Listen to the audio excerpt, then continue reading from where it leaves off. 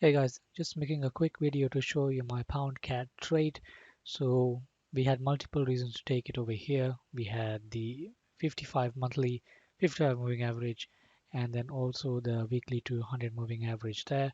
And if you look at it on the weekly, it was a massive area whenever the price broke above this monthly 55 moving average. So that's why I taken it. I also had a 200 moving average there on the weekly, and you can see there that was a pretty sniper entry down at 167 200. That's why I took it, and it now is currently around 112 pips.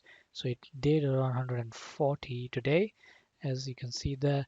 So what I'm going to do is I'm going to take half of it off. So I'll close around 0.35. I'll close it because it's the weekend. And what I'm going to do is I'm going to move my stop to break even. And now it's a risk-free trade. And also you can see on the EURCAD, which they both have been moving in the same direction at the moment. I just missed it by I think like 8 pips. So that was the same kind of entry I was looking for. And if I had caught that one, that would have been around 113 as well. So I missed that one off slightly, but I did catch this one on the pound cat. So that's 112 pips I've made for the week. Thank you.